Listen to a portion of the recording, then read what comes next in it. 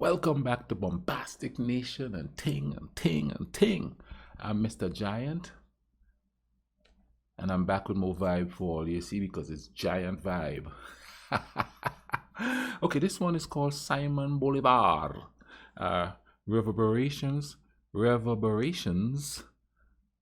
Extra History 1. And this is a new series. And Simon Bolivar is somebody we learn about in history on the island.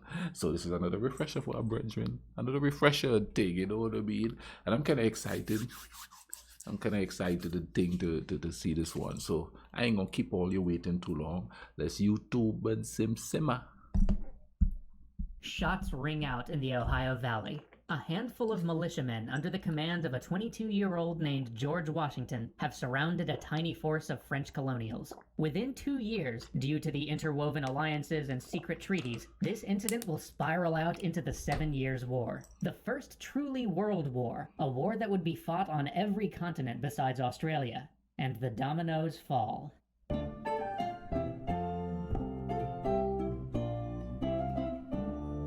But as important and mind-bogglingly understudied as the 7 Years' War is, we're gonna just look at one of its repercussions, because its reverberations were felt around the globe. This was the great conflagration between England and France. It was the conflict that had to happen eventually. But here in the States, we know it under a different name. We know it as the French and Indian War. We know it as such because that's the war we Americans fought, but we didn't fight it alone. We were still a British colony back then, and the British sent thousands of troops overseas to help fight back the French forces coming out of Canada.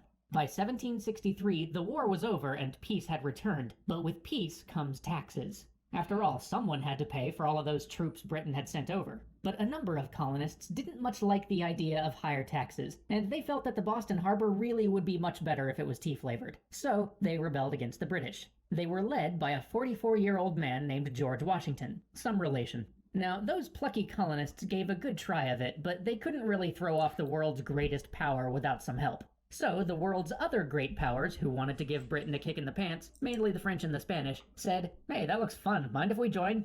But now someone was going to have to pay for all those supplies and troops the French and the Spanish sent over to the Americans. So the French and the Spanish both implemented new taxes, both at home and, most importantly for our story, in their colonies overseas.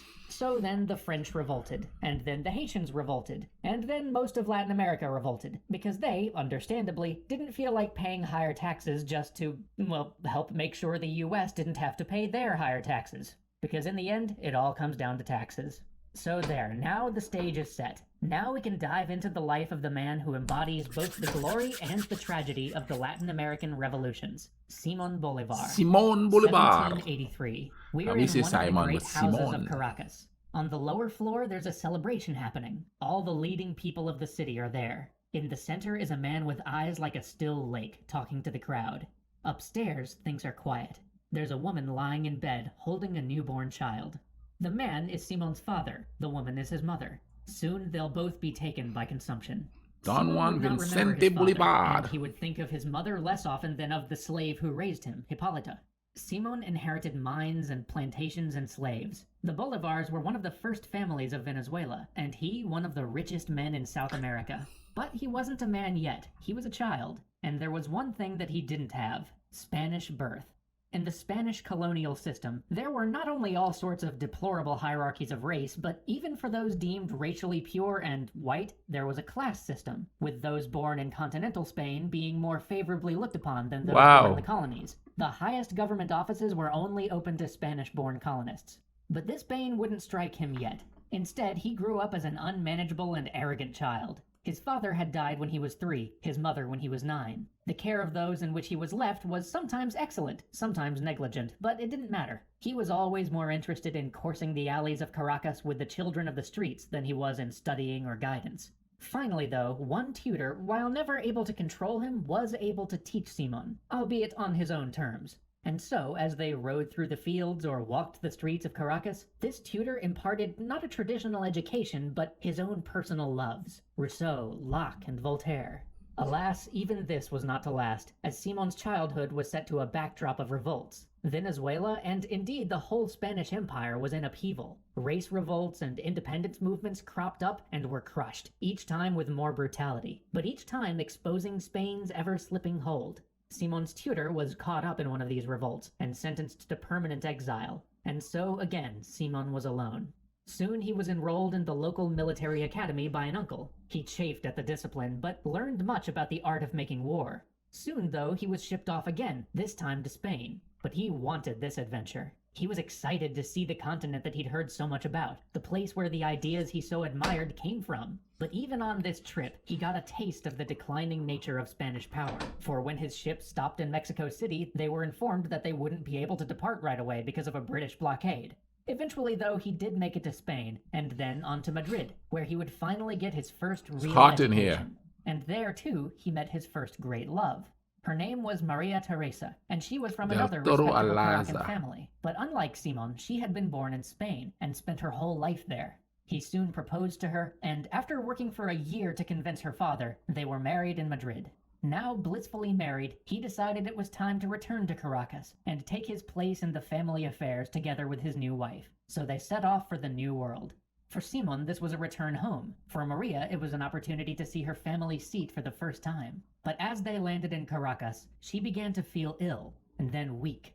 Within 5 months, she was dead. Wow. Yellow fever had taken Simon's first love. He tried to stay in Venezuela to manage the life he had inherited, but everything there reminded him only of her. And so within a year, in 1803, he once again boarded a ship for Spain. But Spain, too, and especially Madrid, only served as a constant reminder of Maria. So when all non-residents were suddenly ordered out of the capital because there wasn't enough bread to feed them, Simon planned a trip for Paris.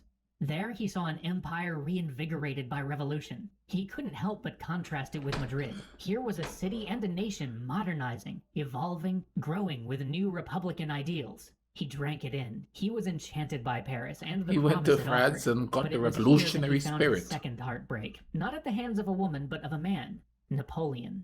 Simon had seen Napoleon as a beacon of hope, as the new man, a true republican serving his state faithfully, guiding a state by his soul and humble wisdom towards liberty, equality, and brotherhood. But then Napoleon placed a crown upon his head. Losing his temper one night at a dinner, Simon railed against Napoleon's vanity, his hubris, his lust for power. This suddenly made him much less welcome in social circles, and his friends, seeing that... Didn't that man become a socialist? Or some might say he became a democratically minded because he was railing against Napoleon, who made himself king. That's interesting there. I'm looking forward to this series. Let's keep going to the end of this one here. The toll the debaucherous life of Paris had taken on him, decided that it was time for a change. They packed up and took him to Italy. And it was here, in this reinvigorating place rich with history, that Simon's thoughts and ambitions really took form. It was here on the very hill which plebeian Romans had retired to win their rights over 2,000 years ago, that Simon stood and proclaimed that he would not rest until his homeland was free. Soon he departed Europe to head back home. But first he stopped briefly in the United States. Here too he was inspired. He would later say that it was the first time he'd seen a rational democracy in action. But he realized it had its differences, that it would be no template for the revolution he intended.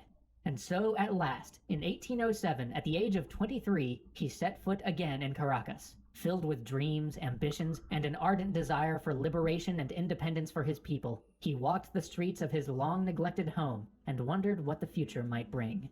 Join us next time and find out... Okay, man, this one is going to be interesting. We all better come back for this one here. Of course, I know a little bit more. I didn't know about his early life per se, but, I know about, his exploits on the island, because Venezuela is right next to where I'm from. Right next. You could get a fishing boat and be in Venezuela in less than no time and things. So, yeah. And, of course, like I said, they taught about Simón Bolívar in school back home and thing. So I hope you guys enjoyed this one. I enjoyed this one. I'm looking forward to the next one. Come and check it out with me. You understand what I say? Thing? You all take care of each other, all right? Every video that I watch here, there's always war and strife and stuff.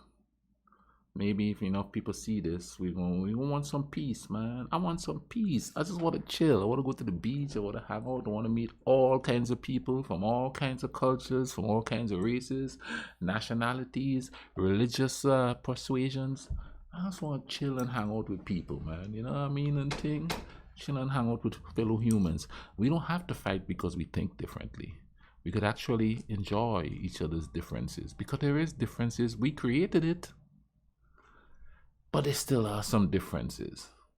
But before we delve into the differences, we have to acknowledge that we are human beings, which makes us the same. We might have different colors and stuff like that. That's about the only difference, you know, the ethnicity, the tribes and stuff is, yeah, there's different tribes, but think about it, you know, as we go along watching all this historical stuff, you know, everything gets mixed up at some point. So nobody's just pure, except pure human. Listen, take care, all right? Cool runnings.